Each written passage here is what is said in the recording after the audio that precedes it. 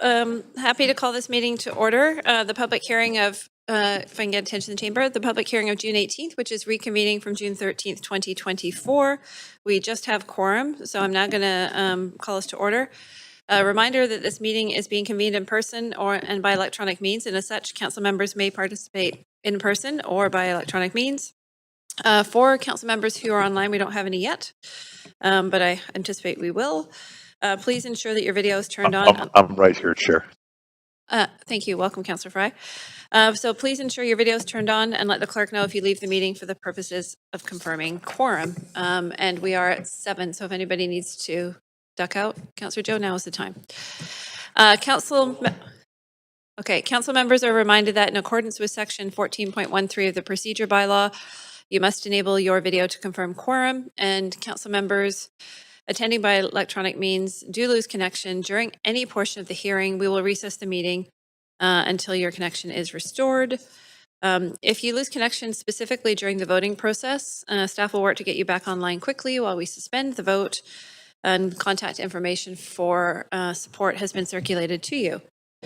A reminder that members of the public can view the proceedings via the live stream and the YouTube link, which is posted on X at Van City Clerk. I'd like to begin in a good way by acknowledging we are on the unceded territories and homelands of the Musqueam, Squamish, and Tsleil-Waututh people. We thank them as always for having cared for this land and look forward to working with them in partnership as we continue to build this great city together. In case of an emergency where we might need to evacuate the building, I would like to direct your attention to the exits. There's 2 exits beyond the glass doors immediately in front of me and to the left. And if these exits are obstructed, please direct your attention to the 4 exits in the chamber. Please remember to use stairs and not the elevator. If you require accessibility assistance, remain at your location and security will help you. I also want to highlight that we have a defibrillator located at the end of the hallway outside of the council chamber. I do want to note the City of Vancouver's longstanding commitment to equity, diversity, and inclusion, including the utmost respect for all genders, and remind council that when addressing speakers and staff, please avoid using gendered honorifics and instead refer to the person by their first and last name, role, or title.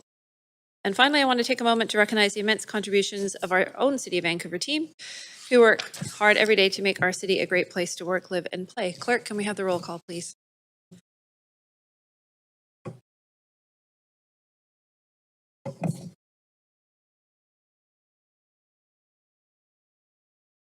Sorry about that. Acting Mayor Kirby-Yung in the chair. Mayor Sim is on a leave of absence for civic business. Councillor Carr. Councillor Dominato. Not here at the moment. Councillor Bly. Not here at the moment. Councillor Boyle. Councillor Fry. Present. Councillor Montague. Not here. Councillor Klassen. Present. Councillor Meisner. Councillor Joe. Present. You have quorum, Acting Mayor Kirby-Yung. Great, thanks very much. A couple of quick announcements. At the public hearing last Thursday, June 13th, Council completed items 1 through 4 on the Council agenda, heard staff and applicant presentations, and completed speakers for item 5. Due to time constraints, Council determined to recess the public hearing, and so we are now convening on item 5, which is the Shaughnessy District Amendments. The speakers list and receipt of public comments for item 5 was closed at the public hearing. And today's reconvening public hearing is for the purpose specifically of asking a final round of questions of staff, should council wish to do so, entering debate and making a decision on item 5. A reminder to everybody that council's role at the public hearing is to be a quasi-judicial body, which means that council is only to consider the merits of the rezoning application. And again, council, you have 3 options, which is to approve the application in principle, 2, to refuse the application, or lastly, to refer the application to staff for further consideration. So, reconvening on amendments to the First Shaughnessy District Schedule and Heritage Conservation Area Official Development Plan, otherwise known as the HCA ODP, to comply with Bill 44, Provincial Small Scale Multi-Unit, otherwise known as SMA. Doesn't exactly trip off the tongue, but still, legislation. Okay, and we don't, I'm just confirming in terms of councillors who were not here last time, we don't have Councillor Montague online at this point? Okay, thank you. Okay, so we'll now resume from where we recessed last Thursday's meetings with questions to staff. And I am seeing the queue light up. So we will commence with those, and reminder to council, you have 5 minutes to do so, and Councillor Carr, you are first. Thank you very much. So my first question is the fact that this report repeals the terms of reference for the First Shaughnessy Design Panel to streamline a review. Will there still be some sort of review? I mean, for example, in other reports that end up coming to us to public hearing, we have a design panel, this more generalized panel. I mean, what kind of review would there be of applications to do infill or increase the density to keep the neighborhood character in line with the fact that it is a heritage area? Thanks for the question. So when staff would receive an application, it would still go through the full normal review through staff, including review and compliance around the First Shaughnessy design guidelines as well. So the only step that this proposal makes is to remove the step going to the FSADP for their comments and input as well. Okay. So the First Shaughnessy Heritage Conservation Area Design guidelines do talk about the fact that there doesn't necessarily, or sorry, it does say that there should be evaluation. New construction and renovation to protected heritage property must be evaluated carefully within the context. And so who is doing that evaluation? So that would be staff. Okay. Yeah. Okay. As I say, will we still get a report if there was something that, I guess some things don't go to public hearing anymore, but if there was something that went to public hearing, we usually have that, as I say, UDP section in our reports.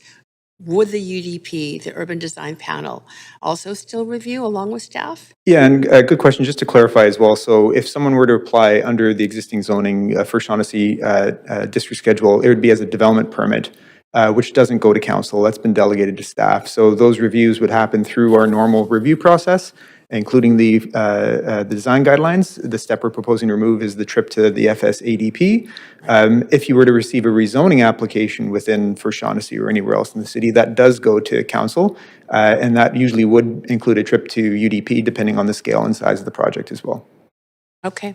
Another question that I have has to do with the character of the neighborhood in terms of tree canopy, gardens, that kind of thing. What measures are there to protect the tree canopy, particularly the older trees that do provide a lot of shade?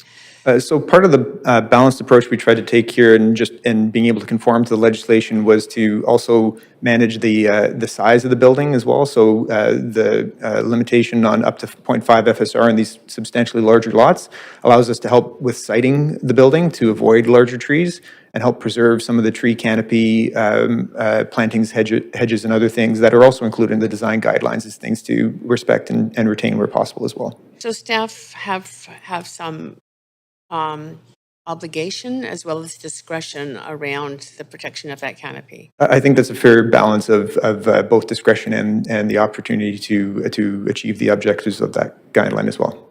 Okay. Great, thanks. Those are my questions. Thanks, Councillor Carr. Going to advance, Councillor Boyle. Thank you. I had asked last week about population changes in the neighborhood, wondering if you have that data. We do. So we were able to go through the census data, both most recent and historical. We had to extrapolate a little bit of the area because the census area for this location includes land south of King Ed. But for the area encompassing within it, just for example, the population in 2001 was about 2,600 people. And in 2022, it went down to 2,500 people, so a difference of about 1,000. But that did go up between the 2016 and 2021. So over the last 5 years, it did go up, but generally over the last 20, the trend has been a slight decrease, give or take 5%. And same thing for dwellings. The number of dwelling units have increased, and so has the occupancy. In the last five years, we're at about 90 or 91% occupancy. Recognizing that some people may take extended vacations during winter, but the census data shows a 91% occupancy within First Shaughnessy. Okay, we don't have a kind of like people per dwelling numbers. 91% occupancy could be one person or two people in a very large? I don't think we've dug into that level of detail. If councillor looking for I'm that, we can just dig. Yeah. interested Yeah. because of the conversation we have about density. Yeah. But overall, fewer people now than in 2001. More people than, or fewer people than 2001, more than 2016. And this is 2021 census data as well. So we don't have the data for 2023, 2024 though. Do you have any other neighborhoods that have seen a decrease over that? I'd be speculating a little bit. I've seen some maps and figures historically. I'd say the west side has had somewhat of a trend of either balanced or decline in a few pockets. And our growth areas in terms of Broadway Plan, Canby Plan, Grandview Woodlands, and other parts of the city have seen an increase. Okay. But yeah, if you'd like to see more information, we can share that with council as well. I always find it interesting, Yeah. sure. But don't expect you to have it all at your fingertips. Thank you for pulling that I can up. picture the map in my head right now, but yeah. Okay. I'm curious if you can give us a sense of, this is obviously, as we heard last week, a very modest change that we don't actually expect much uptake on. What would the timeline, staff capacity look like to be doing more so that this neighborhood kept up with the general population growth rate around the city? Also, good question. I think that's a bit of a prioritization conversation with the broader work plan that both staff and this council have embarked upon, whether it's the Vancouver Plan ODP, village work, which is also very high on our radar in terms of next steps, implementing TOAs. So we'd have to take that back and look at our work plan. It's certainly not a quick, small task, and I think just helping to figure out our resource allocation would take a little bit of time, but we could certainly, if directed, report back to staff with the scope and schedule. Okay. Yeah. And is there any current city policy, or what would it look like to allow some commercial? I know it's a bit of a food desert. If more people were to start calling the neighborhood home, and we want walkable communities where you can get a cup of coffee or a few groceries, is there any commercial allowable along arterials? Also a good question. So I think part of that from a comprehensive basis would be things we would look at it as at an area plan or additional studies. That's certainly part of the core work of what we do in our new planning area assessments. There are opportunities that we're looking at as well through home-based business and others. So it's all part of that scope of work I would say has been a potential report back option. Okay. I can't see my time, but I think that's actually all my questions. Thanks. So thank you. Great. Thanks, Councillor Boyle. Okay. Next, I have Councillor Meisner. Yeah, thanks very much, Chair, and thanks, Templar. I noted in the presentation last week that one of the current opportunities is a rezoning policy for social and rental housing on arterials within First Shaughnessy District. But I also noted that there would be a requirement that the site would have a rear lane. Is that correct? That's correct. And I've got a slide if you'd like to help just with visual, but Sure. That's correct, yeah. Okay. I guess my bigger question is around that rear lane requirement. I understand that this was removed from the SRP policy because it was causing some issues in terms of suitable sites. So I'm just wondering why we're forging ahead with this requirement in the First Shaughnessy District, given that issue that was created with SRP. Also good question. So the SRP has been modified so that if you don't have a lane, you can come in through a standard CD1 as opposed to going through the more simplified rezoning district schedule. We weren't proposing to make any other changes to the HCA ODP where this provision exists. So this is something separate in addition to the conformity exercise work that we had. It already exists. It's not something new that's been proposed. So if council wanted us to look at that or a similar change here, that would be something we'd take back as well. Okay, but you'd require direction to do that. We would require direction to do that. Okay, okay. You said you had some slides that you might be Do able to share? yeah.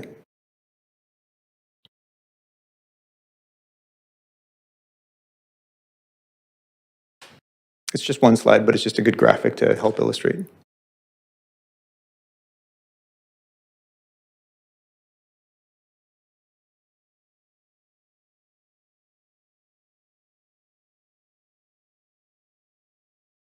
Thanks, Clerks. So this is the extract on the left of the HCA ODP provisions in the guidelines. So it's section 1.13. So rezonings for affordable rental or social and special needs disappeared. Yeah, there you go, are possible on the arterial roads. So we've highlighted the arterial roads on the map as being Granville, King Ed, and 16th.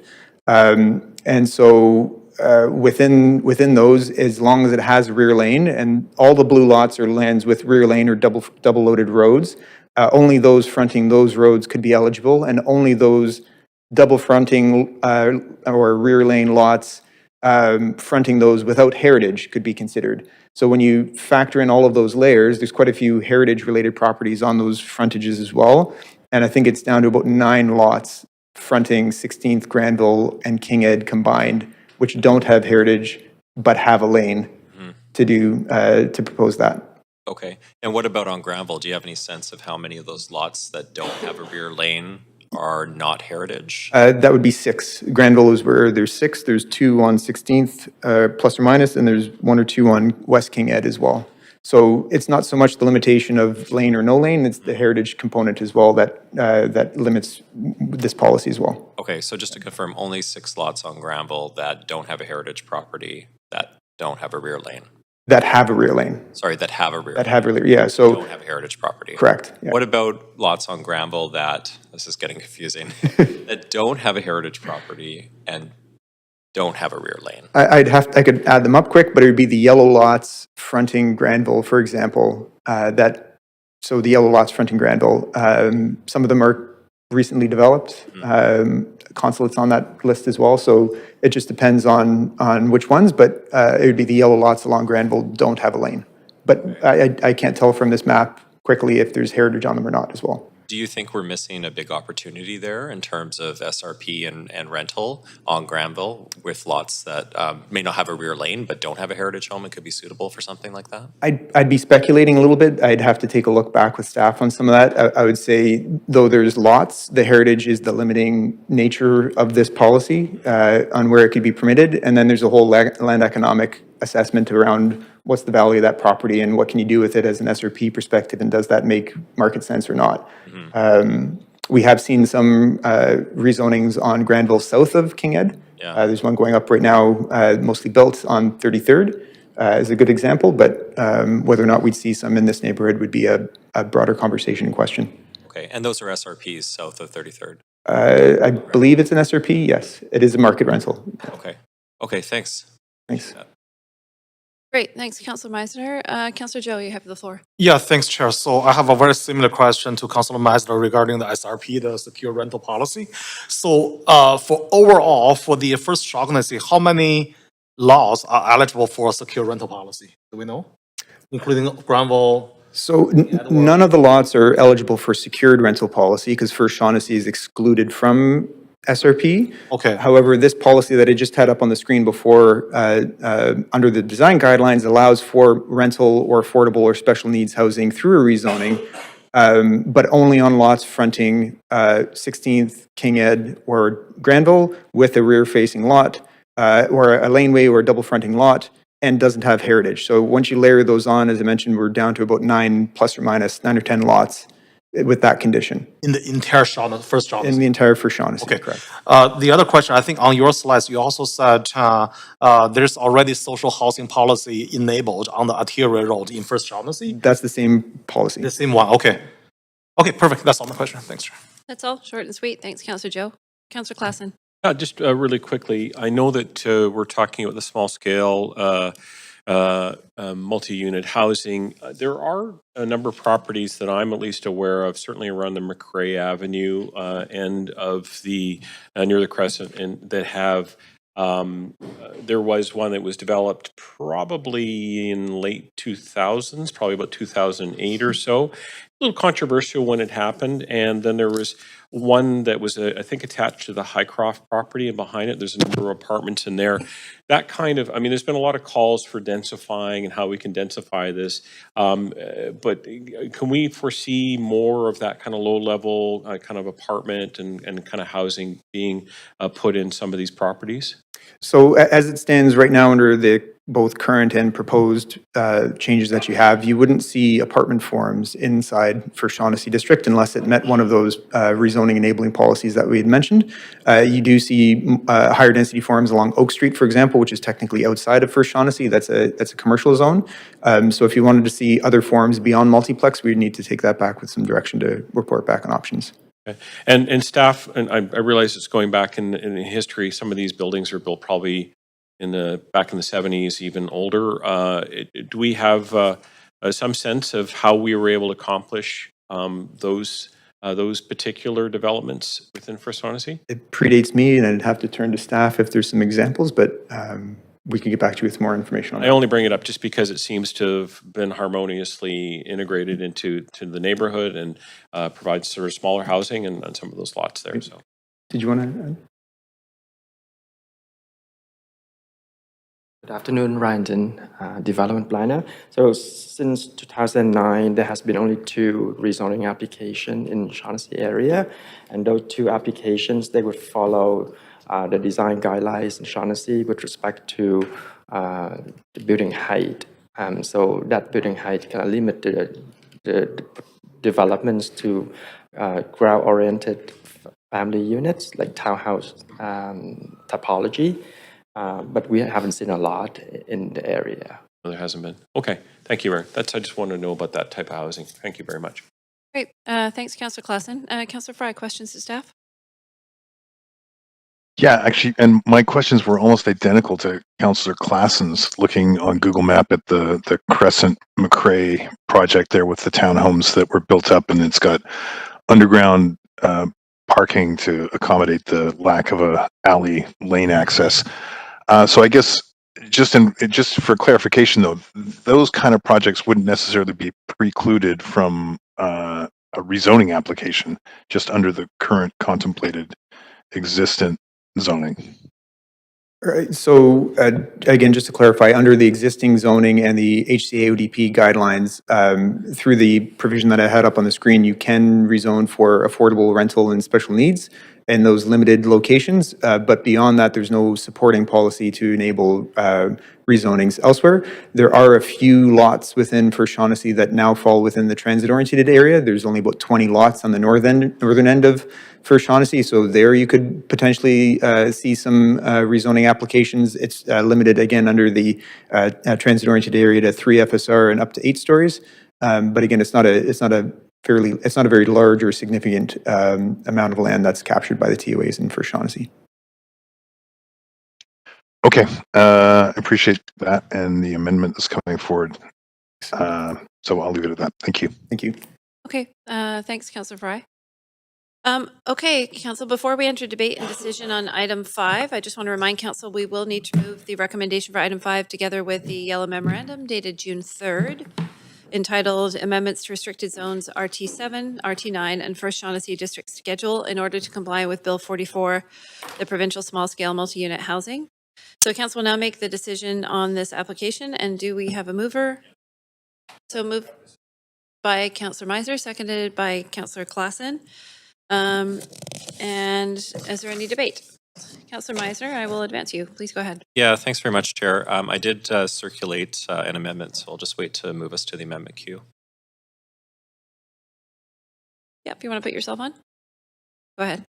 Okay, thanks very much. So I did put an amendment forward to have staff explore opportunities for additional density in the First Shaughnessy District above and beyond what's proposed in the staff report, which is an important step to comply with the provincial government's housing legislation, Bill 44, with the deadline of June 30th, 2024. So the intention is not to distract from meeting that deadline. We are still going to be driving forward to do that.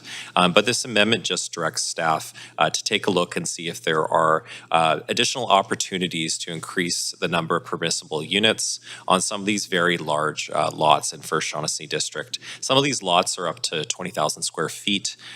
They are extremely big. And as we heard from staff and speakers last week as well, this is probably the only neighborhood in the city where the population has actually declined over the past 20 years. So I think while the rest of the city is being asked to absorb more density and new neighbors, it's only fair to ask Shaughnessy to do the same. And I really believe we can do this in a respectful way that preserves the neighborhood's historic buildings, tree canopy, and character, and that the end result will be a more vibrant and equitable neighborhood for everyone. So that's the intention of the motion, and look forward to the debate. Thanks for the amendment. Do we have a seconder? Seconded by Councillor Joe. Okay, debate on the amendment. Thanks, Councillor Meisner. And Councillor Carr, you have the floor. Thank you. I wonder, Chair, if I could ask a point of information through you to staff? Absolutely. Thank you. So staff, the amendment talks about taking into consideration the larger lot sizes while preserving the tree canopy. When you hear that, preserving the tree canopy, is the focus on, for example, larger trees that do provide, older trees that do provide, in general, more of a canopy?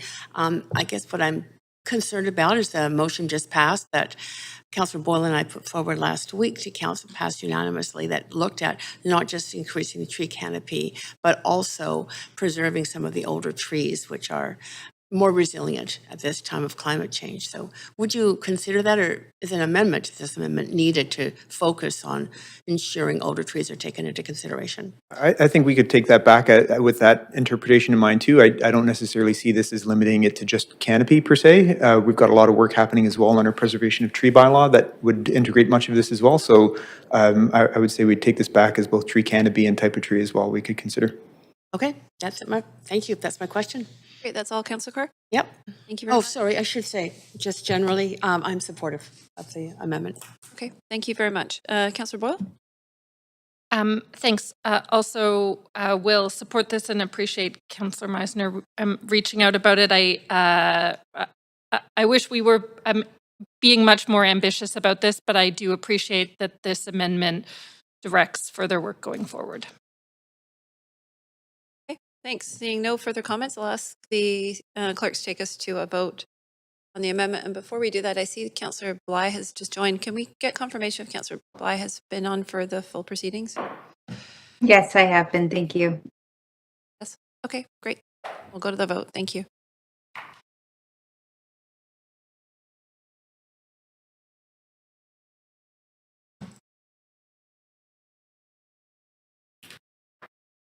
Clerk, I'm having trouble with my voting panel. Can you? Oh, hang on. Wait a sec. There we go. Okay, so that amendment passes with none present in opposition, and Mayor Sim, Councillor Dominato, and Councillor Montague absent. So that takes us back to the now amended recommendations. And Councillor Boyle, you have the floor. Or was that a holdover? I have you on now. Do you want me to advance you? I have you on now. Do you want me to advance you? Okay, I'm going to just put us back to the main queue if I can ask you to put yourself on. Great, thanks. So council, now to the amended recommendations. Thanks. I'm just going to speak to the work overall. So certainly appreciate that this is coming forward. We have seen so little change in this neighborhood over the course of my lifetime. The fact that we've only seen 2 rezonings since 2019 with, as we heard, pretty limited building heights. And actually even more surprising to me is the population numbers, that we have seen a decrease in population since 2001. Well, the city of Vancouver population overall has grown. That means that folks are being are moving into other neighborhoods, and we're not sharing that distribution of new residents, that welcoming of new residents across neighborhoods. This is a central neighborhood in a growing city in a housing crisis, and I believe really strongly that every neighborhood should do its part to welcome new residents. Not just that every neighborhood should do its part, but that actually it makes for healthier, more vibrant, neighborhoods when we welcome more people in. And it certainly is an important piece of addressing the climate crisis, to be building housing close to where people work, close to families and communities, so that we're not pushing more and more people into long commutes to find housing that they can afford. So I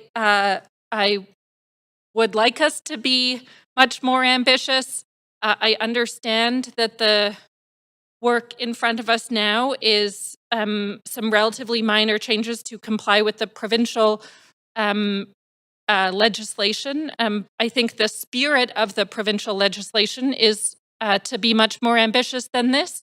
In a central neighborhood in one of the largest cities in the province. And so I hope that when this work comes back to us with opportunities to increase the number of housing units, that it's in line with the spirit of that legislation and the spirit of what I hear around this table, which is that we know that we need to build housing in every part of the city that people can afford and that makes each neighborhood of our city healthier and more vibrant. And Shaughnessy can't continue to be excluded from that. It is to the detriment of this neighborhood and the whole city that it gets treated as an entirely separate conversation from all of Vancouver, and that needs to change. So I will support this today, but kind of underwhelmed and hope that we do a lot more soon. Thanks, Councillor Boyle. Councillor Carr. Yeah, first of all, thank you, staff, for bringing this forward. And thank you, Councillor Meisner, for bringing forward the amendment. Appreciate that. Shaughnessy's got a history that people should be reminded of. It wasn't always just single families living in that neighborhood. During the Great Depression, I think it was known as Poverty Hill or Mortgage Heights, because people who owned those large homes couldn't afford to keep them up, and many of them got turned into apartment blocks. Or apartment rooms. Lots of people living in them. I remember during my university days, there were some of those homes that were rented, and a lot of students lived in them. So it's not that there's been sort of just single families in that neighborhood. But the interesting thing for me is keeping the character of a neighborhood, the kind of different architectural styles that are a reflection of Vancouver's development. I think that that plus the tree canopy is worth keeping, in the sense of it's an area that some people who came to speak to us said they love to walk through. They stroll their kids, they walk their dogs, and there's for me, a real value in seeing sort of the historic evolution of a city and its landscape and the different kinds of architectural styles that represent different eras. It makes a city more attractive, more interesting, more vibrant. And what Shaughnessy has been missing most recently, however, with its declining number of residents, is in fact needing to accommodate more people. So I welcome this report at the council table, and as I say, welcome the amendment. I'm particularly concerned as well that the trees aren't lost, the tree canopy, the gardens that are in the area, and trust that staff will, in looking at the proposals that come forward, pay attention to those things too. Great. Thanks very much, Councillor Carr. Councillor Meisner, closing comments. Thanks so much, Chair. Yeah, I'd like to echo my colleagues' comments on the need for all neighborhoods in Vancouver to accommodate more neighbors and more density. I think we all realize that Shaughnessy needs to evolve, and it will through the provincial legislation and also through the direction to staff today to look at additional opportunities to add more homes to the neighborhood. Again, I really believe that we can do this at the same time enhancing the great things about Shaughnessy that people love, whether that's the beautiful historic buildings, the streetscape, the feeling of an oasis in the city, and the tree canopy, et cetera. So I look forward to the report back from staff on ways that we can accommodate more homes in the neighborhood above and beyond the multiplex legislation from the province, and include more people in this beautiful part of our city that is so centrally located and certainly can accommodate some new neighbors. Thank you. Thanks, Councillor Meisner. Seeing no further debate, I'll ask the clerks to take us to a vote on the amended report. Yes, Councillor Carr? I'm sorry, if you could just remind me, I don't remember when this motion was moved, that it was moved with the yellow memo. I just wanted to clarify if it was. Okay, It was. that's great. Thank you. Thank you. Okay, I'll ask the clerks to take us to a vote.